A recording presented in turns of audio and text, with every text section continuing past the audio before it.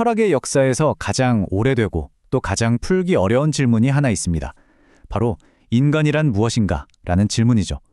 오늘 우리는 에른스트 카시러의 명저 인간이란 무엇인가를 길잡이 삼아서 이 거대한 미스테리의 실마리를 한번 추적해 보려고 합니다. 자, 그럼 시작해 볼까요? 모든 철학적 탐구가 향하는 가장 근본적인 목표, 그게 과연 무엇일까요?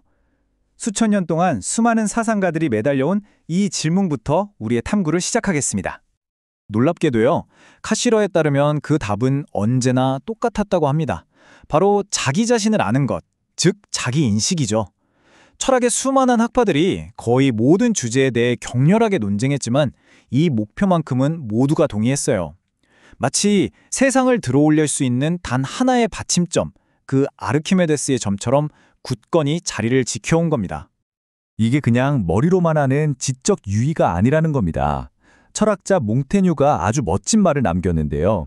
목적에 맞게 사는 법을 아는 것이야말로 인간의 가장 위대한 걸작이라고 했죠.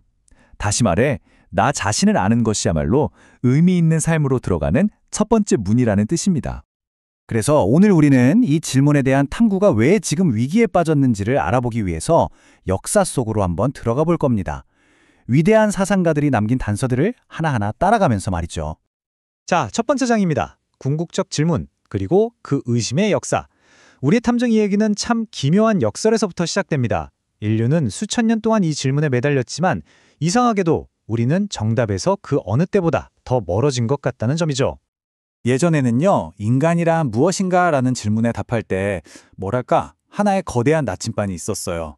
세상의 근본 원리를 탐구하는 형이상학이나 신의 섭리를 다루는 신학, 그리고 절대적 진리를 추구하는 수학 같은 학문들이 바로 그 나침반 역할을 했죠. 모든 논쟁은 이 커다란 틀 안에서 질서정연하게 이루어졌습니다. 그런데 지금 우리 시대는 어떻죠? 그 나침반이 완전히 고장나버린 겁니다. 카시러는 이걸 심오한 위기라고 진단합니다. 그 결과가 바로 완전한 사상의 무정부 상태입니다. 이건 마치 인간의 본질이라는 땅을 두고서 저마다 다른 깃발을 든 군대들이 뒤엉켜 싸우는 혼돈의 전쟁터 같은 거죠. 그 누구도 통일된 답을 내놓지 못하는 상황입니다. 철학자 막스 셸러가 이 상황을 아주 정확하게 짚어냈습니다. 우리 시대의 인간은 그 어느 때보다 자기 자신에게 더 큰 문제거리가 되었다고요. 참 아이러니하죠. 심리학, 인류학, 역사학, 우리 자신에 대한 지식은 정말 산더미처럼 쌓여가는데 이상하게도 그 조각들을 하나로 꿰어 맞출 수가 없게 된 거예요. 자, 그럼 도대체 우리가 어떻게 이 지경까지 오게 됐을까요? 그 실마리를 찾으려면 아주 먼 옛날로 거슬러 올라가야 합니다. 고대 아테네의 한 사람, 바로 소크라테스가 일으킨 거대한 전환점부터 말이죠. 소크라테스 이전 철학자들은요, 주로 저 바깥 세상, 그러니까 우주에 관심이 많았어요. 세상은 무엇으로 만들어졌을까? 이런 걸 궁금해했죠. 그런데 소크라테스가 등장해서 이 탐구의 방향을 180도 확 틀어버립니다. 바깥이 아니라 인간의 내면으로요. 철학의 카메라 렌즈가 처음으로 우주에서 인간에게로 줌인된 역사적인 순간이었습니다. 소크라테스가 자, 정답은 이겁니다 하고 새로운 이론을 내놓은 게 아니에요. 그 대신에 생각의 중심축 자체를 바꿔버린 거죠. 이제부터 모든 문제는 인간이라는 프리즘을 통해서 봐야 한다, 이렇게요. 소크라테스한테 진리란 건 스승이 제자 머리에 지식을 물처럼 콸콸 부어주는 게 아니었어요. 진리는 오직 끊임없이 묻고 답하는 대화를 통해서만 함께 찾아나갈 수 있는 거라고 믿었죠. 일방적인 가르침이 아니라 공동의 탐구였던 셈입니다. 그리고 그 유명한 말을 하죠. 성찰하지 않는 삶은 살 가치가 없다. 이게 무슨 뜻이겠어요? 인간은 그냥 존재하는 게 아니라 자기 존재에 대해 끊임없이 질문하고 답해야 하는 도덕적으로 책임 있는 주체라는 선언이었습니다. 이 생각, 그러니까 인간은 이성적으로 자기를 돌아볼 수 있는 존재라는 이 소크라테스의 대답이요. 그 뒤로 수백 년 동안 아주 튼튼한 기반이 되어줍니다. 특히 스토아 학파가 이 사상을 더 발전시켰는데요. 이들은 우주 전체가 하나의 거대한 이성, 즉 로고스에 따라 움직인다고 봤어요. 그리고 인간도 그 이성의 작은 조각을 가졌기 때문에 우주와 조화를 이룰 수 있다고 믿었죠. 스토아파에게 진짜 나는요, 바깥 세상에서 어떤 폭풍우가 몰아쳐도 끄덕없는 내면의 단단한 요새 같은 거였어요. 부나 권력, 심지어 건강 같은 외부적인 것들은 진짜 행복과 상관이 없다고 봤습니다. 이렇게 외부의 감정이나 사건에 흔들리지 않는 평온한 마음 상태, 이걸 아파테이아라고 불렀는데 이걸 통해 인간은 우주와 하나가 될 수 있다고 믿었던 거죠. 하지만 이성만 있으면 모든 게 해결될 거라는 이 단단한 믿음이 어느 날 완전히 새로운 힘에 의해 뿌리부터 흔들리게 됩니다. 인간의 이성을 최고로 여겼던 그리스 철학과 신의 계시를 믿는 기독교 사상이 정면으로 꽝 하고 부딪힌 겁니다. 이 싸움이 앞으로 수백 년 동안 서양 사상의 가장 큰 드라마가 되죠. 이 두 시대의 경계에 서 있던 사상가 아우구스티누스는 이렇게 주장합니다. 아담이 죄를 지은 후에 인간의 이성은 눈이 멀어버렸고 오직 신의 은총이라는 초자연적인 빛이 있어야만 다시 볼 수 있다고요. 한마디로 철학의 왕좌에 앉아있던 이성이 이제 신앙의 하인이 되어버린 엄청난 가치 전복이 일어난 겁니다. 자, 그래서 우리 탐구에 아주 새롭고 훨씬 복잡하고 비극적인 인물이 등장하게 돼요. 신의 형상을 닮았지만 동시에 원죄로 타락한 존재, 빛과 어둠, 존재와 비존재 사이에 아슬아슬하게 서 있는 이 분열된 인간 말입니다. 이 미스터리는 오직 신앙을 통해서만 풀 수 있다고 여겨졌죠. 1000년이 넘는 시간 동안 이 신학적인 세계관이 세상을 지배했습니다. 하지만 또다시 이번엔 과학혁명이 나타나서 인간이 자신과 세상을 이해하던 방식을 그야말로 산산조각 내버립니다. 코페르니쿠스의 발견이 옛날 우주 지도를 그냥 찢어버린 거예요. 이건 정말 엄청난 심리적 충격이었을 겁니다. 비유하자면 내가 당연히 이 세상의 수도에 산다고 생각했는데 어느 날 알고 보니 끝도 없는 사막 한가운데 있는 이름 없는 마을에 살고 있었다는 걸 깨달은 기분이었겠죠. 이때의 그 실존적인 공포를 블레즈 파스칼이 딱 한 문장으로 표현했죠. 이 무한한 공간에 영원한 침묵이 나를 두렵게 한다. 신이 연출하던 거대한 우주 드라마의 주인공이었던 인간이 갑자기 텅 빈 무대에 혼자 덩그러니 남겨진 채 무서운 침묵과 마주하게 된 겁니다. 이런 혼돈 속에서 새로운 희망이 떠오릅니다. 바로 수학적 이성이죠. 데카르트, 스피노자 같은 사상가들은 생각했어요. 신이 사라진 이 텅 빈 우주를 이해할 수 있는 유일한 열쇠, 그건 바로 수학이다. 하지만 이성에 대한 믿음도 영원하진 않았습니다. 19세기가 되면서 또 한 번 거대한 지각 변동이 일어나고 우리의 탐구는 더욱더 안개 속으로 빠져들게 됩니다. 19세기에 등장한 다윈의 종의 기원, 이 책 한 권이 인류학의 운명을 영원히 바꿔놓습니다. 신이 인간을 다른 동물과 다르게 아주 특별하게 만들었다는 그 믿음, 그 단단했던 경계선이 와르르 무너져 내린 거죠. 진화론의 관점에서 보면 인간은 더 이상 어떤 신성한 계획의 결과물이 아니에요. 그냥 아주 긴 시간 동안 우연히 일어난 변화와 생존 경쟁에 만들어낸 결과물일 뿐이라는 거죠. 인간의 특별함이라는 생각 자체가 흔들리기 시작한 겁니다. 자, 이렇게 되니까 이제 사상가들이 저마다 내가 진짜 인간을 설명할 수 있는 만능 열쇠를 찾았다고 주장하기 시작합니다. 그런데 여기서 아주 결정적인 문제가 생겨요. 니체는 권력의 의지, 마르케스는 경제적 본능, 프로이트는 성적 본능이야말로 인간을 움직이는 단 하나의 만능 열쇠라고 했는데 문제는 이 열쇠들이 서로의 자물쇠에는 전혀 맞지가 않았다는 겁니다. 다들 자기가 옳다고 주장했지만 결국 각자 다른 색깔의 안경을 끼고 세상을 보고 있었던 거죠. 그리고 이 혼란이 바로 오늘날 우리가 마주한 현실로 이어집니다. 우리의 탐구가 그야말로 완전한 파편화 상태에 이른 거죠. 이렇게 저마다 다른 목소리만 내다보니까 우리는 이제 어디서부터 이야기를 시작해야 할지조차 모르는 그런 공통의 출발점을 잃어버렸습니다. 신학자, 과학자, 정치가, 사회학자, 심리학자, 경제학자 모두가 인간에 대해 이야기하지만 서로 말이 통하지 않아요. 각자 자기 분야의 현미경으로 인간의 아주 작은 한 부분만 들여다볼 뿐 이걸 합쳐서 전체 그림을 보려고 하질 않는 거죠. 풍부한 사실이 반드시 풍부한 사상을 의미하는 것은 아니다. 카시러가 우리 시대의 이 아이러니를 정확히 짚어냈어요. 우리 자신에 대한 정보는 정말 넘쳐나는데 정작 그 정보의 미로 속에서 길을 잃어버린 셈입니다. 자, 여기까지가 우리 탐구의 일부입니다. 인간의 자기인식이 어쩌다가 이렇게 대혼란에 빠지게 되었는지 그 역사를 쭉 따라오면서 사상의 무정부 상태라는 지금의 상황을 확인해 봤습니다. 그렇다면 정말 중요한 질문이 남죠. 이렇게 서로 다른 이론들이 아수라장처럼 싸우고 있는 이 상황에서 우리는 대체 어디서 새로운 실마리를 찾을 수 있을까요? 혹시 이 위대한 사상가들이 전부 다 놓치고 있었던 결정적인 단서가 있지는 않을까요? 다음 2부에서는요, 바로 그 새로운 단서, 카시러가 제시하는 상징이라는 개념을 가지고 이 미스터리를 계속해서 파헤쳐 보겠습니다. 자, 에른스트 카시러의 인간이란 무엇인가? 그 두 번째 이야기, 지금 바로 시작합니다. 지난 시간에는 우리가 인간이란 대체 무엇인가? 라는 질문에 답하기 위한 수많은 시도들이 오히려 서로 얽히고 설켜서 어떤 하나의 정답도 내놓지 못하는 사상의 무정부 상태에 빠졌다는 이야기를 나눴죠. 오늘은요, 바로 그 거대한 혼돈 속에서 카시러가 찾아낸 단 하나의 실마리, 상징이라는 열쇠를 가지고 인간을 완전히 새로운 시각으로 바라보는 아주 깊고 흥미로운 여정을 떠나보려고 합니다. 자, 우리 다시 한번 이 근본적인 질문으로 돌아와 보죠.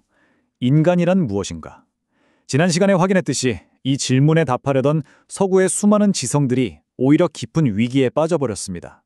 이성을 최고로 여긴 철학, 경험이 전부라고 말한 철학, 아니면 감정이나 의지가 더 중요하다고 외쳤던 철학까지 저마다 인간의 한쪽 면을 날카롭게 보긴 했지만 그 누구도 인간이라는 존재의 전체 모습을 그려내지는 못했거든요.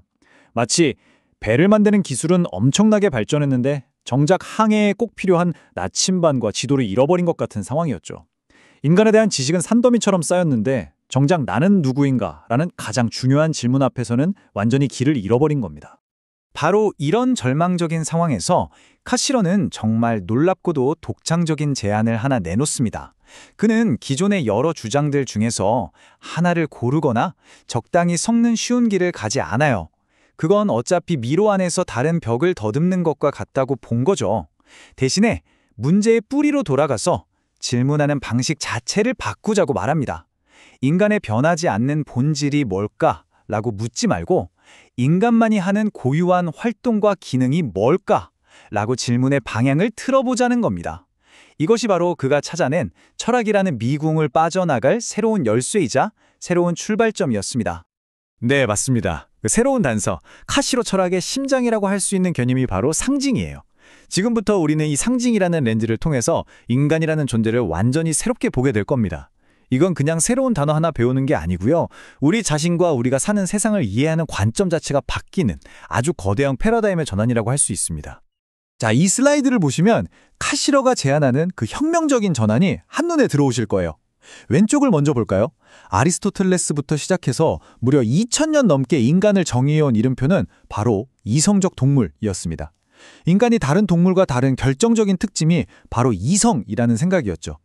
이 정의 물론 강력했지만 카시러는 이걸로는 부족하다고 봤습니다. 왜냐하면 우리 인간의 삶에는 이성만으로는 도저히 설명할 수 없는 신화, 예술, 종교 같은 어마어마한 영역들이 있으니까요. 그래서 그가 오른쪽에 있는 새로운 정의를 제안합니다. 인간은 이성적 동물이 아니라 그보다 훨씬 더 근본적이고 넓은 의미에서 상징적 동물, 애니멀 심볼리쿰이라는 겁니다. 그렇다면 상징적 동물이란 정확히 뭘 의미하는 걸까요? 이건 말이죠. 인간이 두 개, 세 개에 동시에 살고 있다는 뜻이에요. 다른 동물들처럼 우리도 당연히 배고프면 먹고 피곤하면 자는 물리적인 현실 속에 살죠. 하지만 인간은 거기서 멈추지 않습니다. 우리는 언어, 신화, 예술, 종교 같은 아주 다채로운 실을 뽑아내서 이 물리적 현실 위에다가 상징의 우주라고 하는 제2의 현실, 즉 의미의 그물을 아주 촘촘하게 만들어냅니다. 그리고 사실 우리는 이 상징의 그물을 통해서만 세상을 보고 이해하고 또 살아가는 그런 존재라는 겁니다. 칸출러의 목소리로 직접 들어보면 그 의미가 더 깊게 와닿을 겁니다. 인간은 더 이상 단지 물리적인 우주에 살지 않는다. 인간은 상징적 우주에 산다. 이 말은 우리가 현실을 있는 그대로 직접 만나는 게 아니라 언제나 상징이라는 필터를 통해서만 현실을 만날 수 있다는 뜻이죠. 그는 이어서 이렇게 말합니다. 그는 언어 형식, 예술적 형상, 신화적 상징 속에 자신을 너무나 깊이 감싸고 있어서 이 인공적인 매체의 개입 없이는 아무것도 보거나 알 수 없다. 우리가 보는 세상이 날 것 그대로의 세상이 아니라는 점을 정말 명확하게 보여주는 문장이죠. 우리가 보는 건 언제나 우리의 상징 체계가 한번 해석하고 정리해준 그런 현실인 셈입니다. 자, 그렇다면 이 상징적 우주를 만들고 그 안에서 산다는 게 대체 구체적으로 무슨 뜻일까요? 이 인간만의 아주 독특한 삶의 방식을 제대로 이해하려면 상징이 없는 세계, 그러니까 동물의 세계랑 한번 비교해보는 게 가장 확실한 방법입니다. 지금부터 인간의 세계와 동물의 세계가 근본적으로 어떻게 다른지 그 구조적인 차이를 한번 탐험해 보겠습니다. 인간이 얼마나 특별한 존재인지 알기 위해서 카시러는 먼저 동물의 세계로 깊숙이 들어가 봅니다. 그는 이 여정에 아주 특별한 안내자를 한 명 초대하는데요. 바로 20세기 초 독일의 생물학자였던 요하네스 폰 윅스큐리입니다. 윅스큐리의 연구는 카시러에게 인간과 동물을 가르는 결정적인 차이가 무엇인지를 발견하게 해주는 아주 중요한 디딤돌이 되어주거든요. 그의 눈을 통해서 과연 동물이 경험하는 세상은 어떤 모습일지 함께 들여다보시죠. 윅스큐리의 이론에서 가장 중요한 개념은 바로 움벨트입니다. 우리말로 하면 주관적 환경세계 정도로 번역할 수 있는데요. 이 개념의 핵심은 이겁니다. 우리가 보통 생각하는 것처럼 모든 생명체가 똑같은 하나의 객관적인 현실을 공유하는 게 아니라는 당시로서는 정말 충격적인 선언이었죠. 각 생명체는 자기가 가진 고유한 감각기관과 행동 방식에 따라서 자기만의 세계를 만들고 그 안에 갇혀서 살아간다는 거예요. 예를 들어 진드기의 세계는 포유동물의 체온, 어떤 화학물질 냄새, 털의 감촉, 딱 이 세 가지 신호로만 이루어진 아주 단순한 세계입니다. 그 외의 모든 것은 진드기의 움벨트에는 아예 존재하지 않는 거죠. 이처럼 현실이라는 건 생명체의 종류만큼이나 무수히 많다는 것, 이게 바로 윅스큐리의 놀라운 통찰이었습니다. 그렇다면 이 각각의 우음벨트는 어떻게 작동되는 걸까요? 윅스큐는 이걸 기능의 원이라는 모델로 설명합니다. 모든 동물에게는 외부 세계에서 오는 자극을 받아들이는 수용기 체계와 그 자극에 대해서 행동으로 반응하는 작용기 체계가 있다는 거예요. 여기서 제일 중요한 건 뭐냐면 이 두 시스템이 마치 톱니바퀴처럼 완벽하게 맞물려서 돌아가는 하나의 닫힌 원이라는 점입니다. 자극이 오면 바로 반응이 나가는 거예요. 그 사이에 생각하거나 망설이거나 하는 틈이 전혀 없다는 거죠. 자극과 반응이 즉각적으로 연결된 완벽하지만 동시에 갇혀있는 회로인 셈입니다. 바로 여기에서 인류 역사를 통틀어 가장 거대한 진화적 사건이 일어납니다. 인간에게서는 동물의 그 단순하고 닫힌 기능의 원이 완전히 다른 모습으로 바뀌고 확장되었어요. 자극을 받아들이는 수용기 체계와 행동으로 반응하는 작용기 체계, 이 두 개의 고리 사이에 예전에는 없었던 완전히 새로운 세 번째 연결고리가 끼어들게 된 겁니다. 카실러는 이 결정적인 연결고리를 바로 상징체계라고 부릅니다. 이 슬라이드는 상징체계가 만들어낸 엄청난 차이를 한눈에 보여줍니다. 왼쪽의 동물은 외부 자극에 대해서 반응, 리액션하고 오른쪽의 인간은 응답, 리스폰스 합니다. 이 둘은 완전히 달라요. 동물의 반응은 거의 자동적이고 즉각적이죠. 뜨거운 걸 만지면 반사적으로 손을 떼는 것처럼요. 하지만 인간의 응답은 절대 즉각적이지 않습니다. 상징체계가 자극과 행동 사이에 끼어들면서 우리는 일단 즉각적인 행동을 멈춥니다. 그리고 그 자극의 의미가 뭘까 해석하고 과거 경험을 떠올려보고 미래에 어떤 결과가 올지 예측하는 복잡한 생각의 과정을 거치죠. 카실러는 바로 이 멈춤의 능력, 이 짧은 지연의 시간 속에 인간의 생각과 자유, 그리고 문명 전체가 싹 트였다고 본 겁니다. 자, 그럼 인간의 세계를 동물의 세계와 다르게 만드는 이 상징체계의 진짜 정체는 뭘까요? 카실러는 그 답을 찾기 위해서 동물의 세계에서 쓰이는 신호와 인간의 세계에서 쓰이는 상징을 아주 정밀하게 구분합니다. 이 둘의 차이를 이해하는 것, 이게 바로 상징적 동물로서의 인간을 이해하는 핵심 열쇠라고 할 수 있습니다. 이 표가 신호와 상징의 근본적인 차이를 아주 잘 보여주는데요. 자, 표를 보면서 하나씩 따져보죠. 첫째, 본질입니다. 신호는 물리적인 세계의 일부예요. 파블로프의 개 실험에서 종소리는 그 자체로 공기의 진동이라는 물리적 현상이죠. 하지만 상징은 인간의 의미 세계에 속합니다. 물이라는 단어는 소리나 글자라는 물리적인 모습을 하고 있지만 그 본질은 H2O라는 물질을 가리키는 의미에 있는 거죠. 둘째, 기능입니다. 신호는 특정 행동을 바로 일으키는 작동자 역할을 해요. 종소리가 울리면 개는 침을 흘리죠. 하지만 상징은 의미를 가리킬 뿐인 지시자입니다. 우리가 물이라는 단어를 듣는다고 해서 꼭 물을 마셔야 하는 건 아니잖아요. 셋째, 관계입니다. 신호와 그 대상의 관계는 고정적이고 구체적이지만 상징은 얼마든지 바뀔 수 있고 유연해요.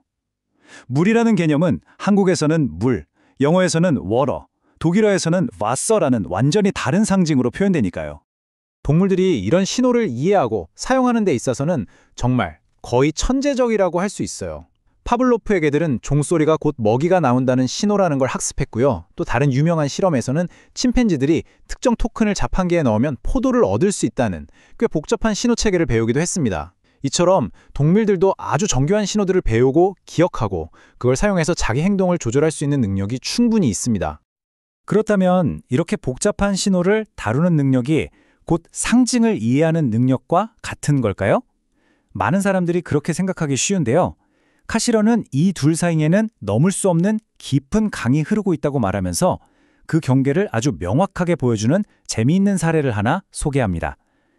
바로 20세기 초 유럽을 떠들썩하게 만들었던 덧셈 뺄셈은 물론이고 날짜 계산까지 할 줄 안다고 알려졌던 천재말, 영리한 한스의 이야기입니다.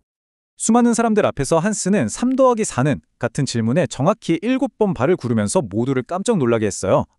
하지만 한 심리학자가 끈질기게 실험한 결과 충격적인 진실이 밝혀졌습니다. 한스는 숫자의 의미를 이해하고 계산을 한 게 아니었던 겁니다.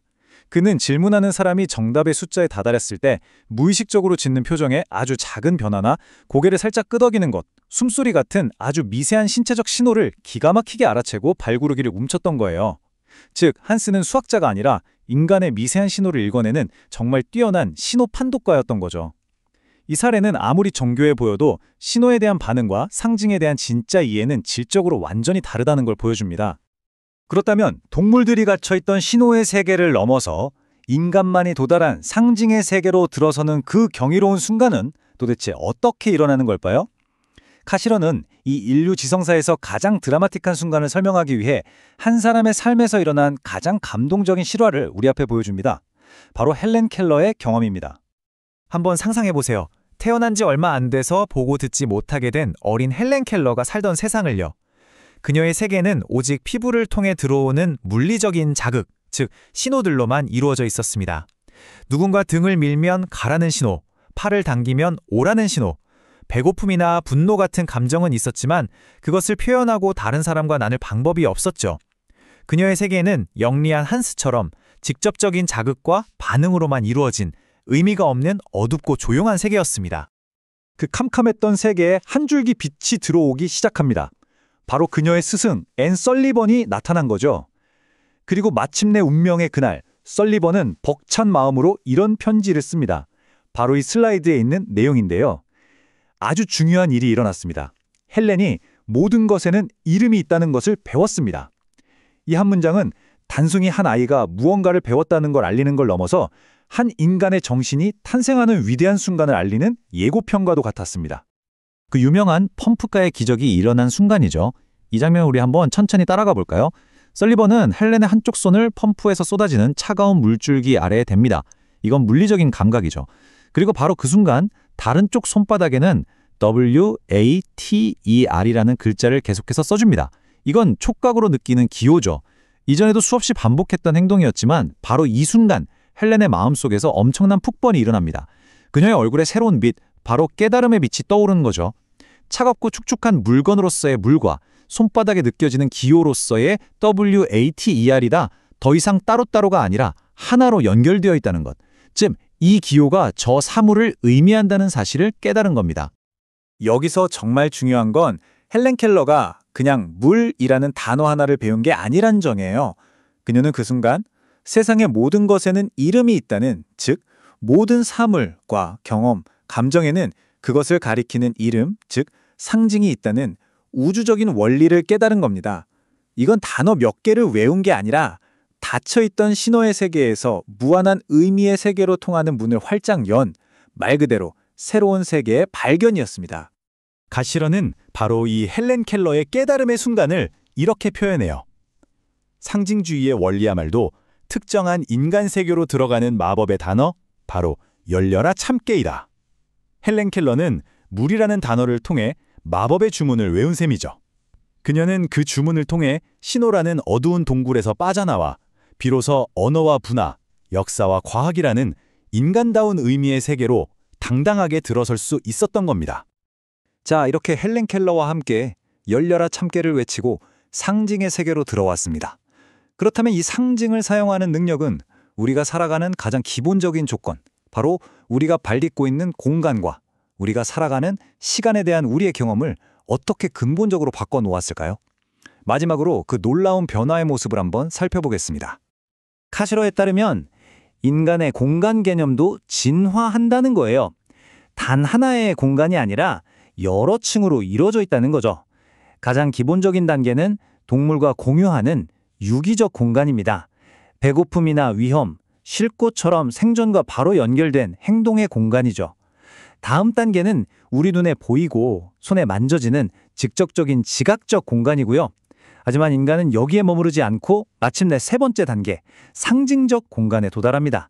이건 더 이상 구체적인 물건이나 행동과 상관없는 순수하게 추상적이고 모든 지점이 똑같은 가치를 가지는 무한히 뻗어나갈 수 있는 기하학이나 물리학의 공간을 말합니다. 예를 들어볼까요? 옛날 우리 조상들에게 강이라는 건 지금 우리가 지도에서 보는 파란 선 같은 게 아니었겠죠. 그건 물고기를 잡고 배를 저어 건너야 하는 구체적인 구비와 위험한 물살, 마실 물을 구할 수 있는 장소로 가득 찬 행동의 공간이었습니다. 각 장소마다 고유한 의미가 있었던 거죠. 하지만 상징적인 생각이 발달하면서 인간은 이 강을 측량하고 지도라는 상징체계 위에 추상적인 선으로 그리고 좌표를 붙일 수 있게 됐습니다. 이렇게 구체적인 경험의 공간이 추상적인 개념의 공간으로 바뀌게 된 겁니다. 시간에서도 똑같이 혁명적인 변화가 일어납니다. 이 슬라이드가 동물의 시간과 인간의 시간을 아주 잘 비교해주고 있는데요. 동물에게 시간은 기억이나 계획이 없는 그냥 영원한 현재가 계속 흘러가는 것에 가까워요. 과거는 희미한 기억으로만 남고 미래는 겨울잠을 자거나 먹이를 저장하는 것처럼 본능적인 형태로만 존재하죠. 하지만 인간은 상징, 특히 언어를 통해서 시간을 과거, 현지, 미래라는 뚜렷한 구조로 나눕니다. 바로 이 구조 덕분에 우리는 과거를 역사로 기억하고 현재를 돌아보며 미래를 계획하고 희망할 수 있는 유일한 존재가 된 겁니다. 특히 미래를 어떻게 생각하는지를 보면 상징의 힘이 더 잘 드러납니다. 첫 단계는 동물의 본능과 비슷해요. 하지만 인간은 여기서 더 나아가 미래를 의식적으로 내다보고 대비하는 분별력의 단계에 도달하죠. 농사를 짓거나 저축을 하는 게 바로 이런 거고요. 그리고 마침내 인간은 가장 높은 단계인 예언의 단계에 이릅니다. 여기서 미래는 단순히 대비해야 할 대상이 아니라 우리가 만들어가야 할 이상, 즉 희망과 약속, 윤리적인 책임이나 종교적인 구원이 담긴 상징적인 차원이 되는 겁니다. 이건 상징 없이는 절대로 생각할 수 없는 미래죠. 결론적으로 이 상징체계 덕분에 인간은 더 이상 그냥 시간 속에 떠내려가는 존재가 아니게 된 겁니다. 우리는 기억을 다시 만들어서 역사라는 거대한 이야기를 써내려가고 미래를 상상하면서 가능성과 희망의 세계를 열어젖히죠. 다시 말해서 상징을 통해 인간은 물리적인 현실 위에 문화라고 하는 의미의 차원, 즉 현실의 새로운 차원을 만들어내는 유일무이한 존재가 된 것입니다. 자, 여기까지 우리는 인간은 상징적 동물이다 라는 카실러의 핵심 열쇠를 손에 쥐었습니다. 인간이 어떻게 동물의 직접적인 반응의 세계를 넘어서 상징을 통한 응답의 세계로 도약했는지, 그리고 그 능력이 우리의 공간과 시간 경험을 어떻게 완전히 새롭게 만들었는지 확인했죠. 그렇다면 이제 우리는 다음 질문으로 나아갈 준비가 된 겁니다.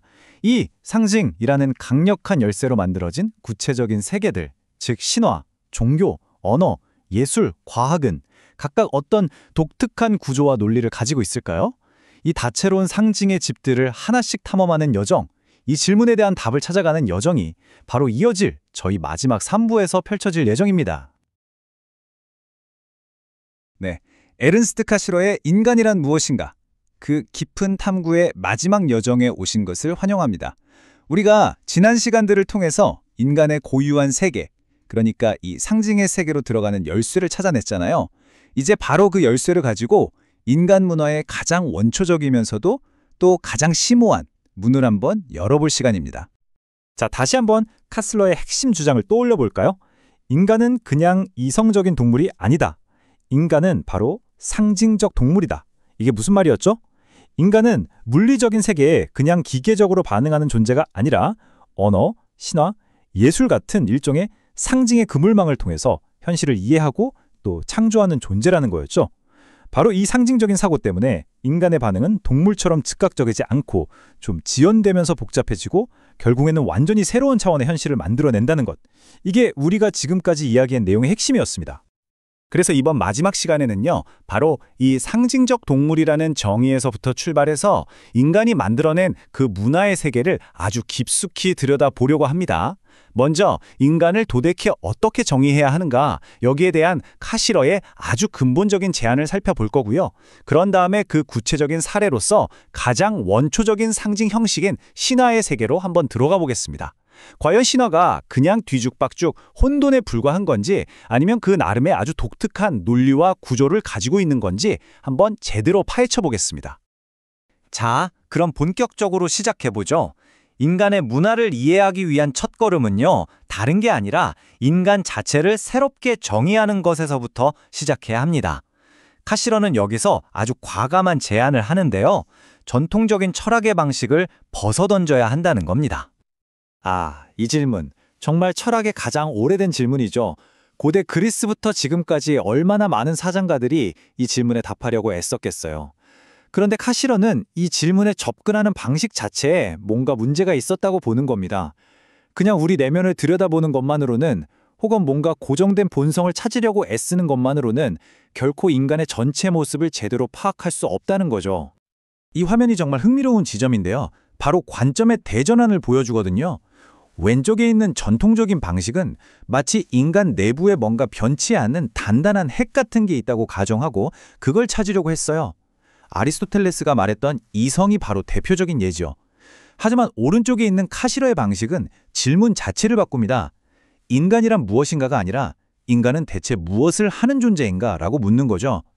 그러니까 인간의 정체성은 그 내면에 딱 고정된 게 아니라 그가 만들어내는 다양한 문화적 활동들 속에서 비로소 드러난다는 겁니다. 카시러의 이 말은 정말 그의 철학 전체를 꿰뚫는 핵심이라고 할 수 있습니다. 인간을 인간답게 만드는 건 그의 작업이라는 거예요. 여기서 말하는 작업은 그냥 우리가 생각하는 노동, 그런 걸 의미하는 게 아닙니다. 인간이 이 세계를 이해하고 자기 삶에 의미를 부여하기 위해서 행하는 모든 상징적인 활동, 그걸 전부 포괄하는 개념이에요. 바로 이것들이 인간의 작업, 즉 카시러가 인간성의 범위라고 부르는 것들입니다. 언어, 신화, 종교, 예술, 과학, 역사. 여기서 정말 중요한 점은요. 이것들이 각자 따로따로 노는 게 아니라는 거예요. 이 모든 것들은 상징이라는 공통된 실로 아주 촘촘하게 엮여서 하나의 유기적인 체계를 이루고 있습니다. 말하자면 세상을 파악하는 각기 다른 색깔의 렌즈 같은 역할을 하는 셈이죠. 좋습니다. 그렇다면 인간은 무엇을 하는가라는 이 새로운 정의가 너 자신을 알라하는 철학의 옳은 숙제에는 과연 어떤 영향을 미쳤을까요? 그 자기인식의 여정이 시간이 흐르면서 어떻게 점점 더 확장되어 왔는지 그 과정을 한번 따라가 보겠습니다. 너 자신을 알라. 델포이 신전의 이 격언은 사실상 서양 철학의 출발점이었죠. 소크라테스는 이 문제를 아주 개인적인 차원, 즉 내 영혼을 성찰하는 문제로 봤습니다. 그런데 플라톤은 여기서 한 걸음 더 나아가요. 개인이라는 작은 글씨로는 인간 본성을 읽기가 너무 힘드니까 국가라는 훨씬 더 큰 글자를 통해서 읽어야 한다고 주장했죠. 탐구의 범위가 개인에서 사회로 확 넓어진 겁니다. 그리고 근대로 넘어와서 콩트는 여기서 한 발 더 나아가서 사회를 넘어서 인류 전체의 역사적인 발전 과정 속에서 인간을 이해해야 한다고 봤습니다. 그리고 마침내 카시러가 이 범위를 인간이 만들어낸 모든 상징 형식, 즉 문화 전체로까지 확장시킨 겁니다.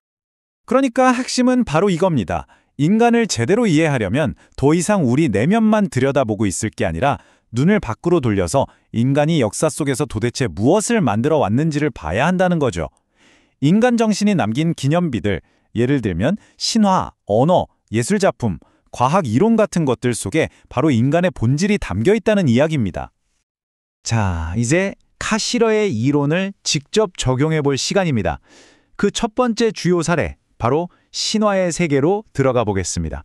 신화는 인간 문화 중에서 가장 원초적이면서도 솔직히 현대인의 관점에서는 가장 이해하기 어려운 영역 중 하나잖아요. 이 인용문은 존 밀턴의 신라권에 나오는 구절인데요. 카시러는 이게 신화 세계에 대한 우리의 첫인상을 기가 막히게 묘사한다고 말합니다. 정말 그렇지 않나요? 신화 이야기들을 보면 종종 비논리적이고 앞뒤가 안 맞는 것 같고 도대체 어떤 체계나 질서도 없는 그냥 혼돈 그 자체처럼 느껴질 때가 많습니다. 하지만 카실러는 바로 이 지점에서 아주 단호하게 반론을 제기합니다. 신화는 결코 혼돈이 아니라는 겁니다. 신화는 미성숙한 과학이라던가 비합리적인 믿음의 덩어리가 아니라 그 자체로 완결된 하나의 세계관이고 현실을 구조화하는 독특한 상징 형식이라는 거죠. 그래서 우리에게 필요한 건 신화를 우리의 이성적인 잣대로 함부로 판단하는 게 아니라 신화가 가진 그 내적인 논리를 이해하려고 노력하는 것입니다. 이 표는 과거의 신화를 설명하려 했던 주요 시도들을 보여주는데요. 예를 들어 프레이저는 신화를 자연현상을 통제하려는 좀 어설픈 주술이나 초기 과학 같은 걸로 봤어요. 드류켐 같은 사회학자들은 신화가 시족사회 같은 사회 구조를 그대로 비추는 거울이라고 주장했죠. 프로이트는 또 어떻습니까? 신화를 오이디푸스 컴플렉스처럼 인간의 무의식적인 욕망에 표현된 걸로 해석했고요. 또 고대부터 쭉 이어진 알레고리적 해석은 신화가 사실은 아주 깊은 철학적 진리를 비유적으로 감추고 있는 거라고 봤습니다. 이 모든 이론들이 각자 나름의 통찰을 담고 있는 건 사실이지만 카시러가 보기에는 아주 결정적인 공통된 한계가 있습니다. 그게 뭐냐 하면 전부 다 신화를 신화 그 자체로 보지 않고 다른 무언가, 즉 과학이나 사회, 심리, 철학 같은 걸로 환원시켜버리려고 한다는 점입니다. 카시러의 목표는 신화를 다른 걸로 설명하는 게 아니에요. 그는 신화적인 사유가 가진 내적인 생명력과 그 고유한 구조를 분석하고 싶어 합니다. 신화가 세상을 어떻게 보고 어떻게 느끼고 또 어떻게 구조화하는지를 철저하게 그들 자신의 관점에서 이해하려는 거죠. 이것이 바로 현상학적인 접근법이라고 할 수 있습니다. 그럼 이제 신화의 독특한 구조를 본격적으로 분석해 볼까요? 그 출발점은 신화의 세계가 이성이 아니라 감정에 의해서 지배된다는 사실을 이해하는 데 있습니다. 이 관상학적 지각이라는 개념이 정말 중요합니다. 우리가 어떤 사람의 얼굴을 보고 그 사람의 감정이나 성격을 읽어내는 것처럼 신화적인 사유는 세상의 모든 사물과 현상에서 그런 얼굴을 읽어낸다는 거예요.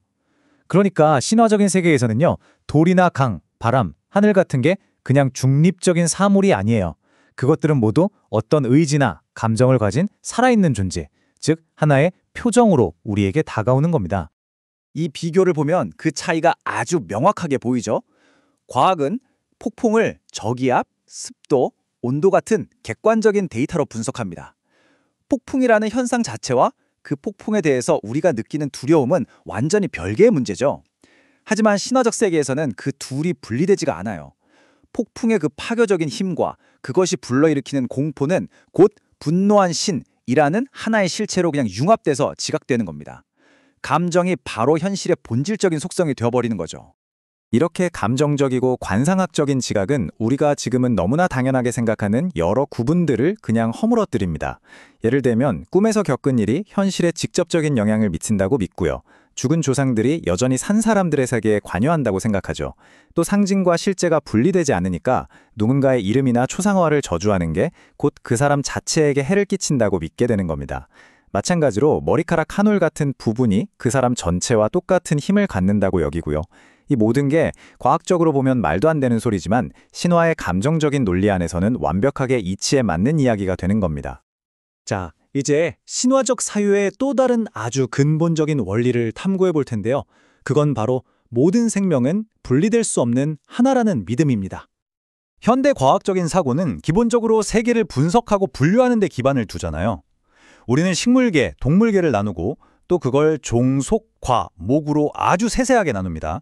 그리고 인간은 그 중에서도 아주 특별한 위치를 차지하죠. 하지만 신화적인 사유는 이런 분석적인 구분을 단호하게 거부합니다. 그들에게 생명은 거대한 하나의 강과 같아요. 인간, 동물, 식물, 심지어 자연현상까지도 모두 그 거대한 생명의 강에 속한 일부일 뿐이라는 거죠. 이 화면을 보면 변신이라는 신화적 특징이 사실 얼마나 논리적인지를 알 수 있어요. 첫째, 모든 생명이 근본적으로 같다고 전제해 보세요. 그럼 둘째, 당연히 종 사이의 경계는 무의미해지겠죠? 그렇다면 셋째, 인간의 늑대로 변하거나 곰으로 변하는 건 더 이상 이상한 상상이 아니라 생명의 유동성에 대한 필연적인 결론이 되는 겁니다. 이것이 바로 과학과는 완전히 다른 신화만이 가진 독특한 논리체계입니다. 이렇게 모든 생명이 하나라는 생각이 사회 구조로까지 구현된 가장 대표적인 예가 바로 토테미즘입니다.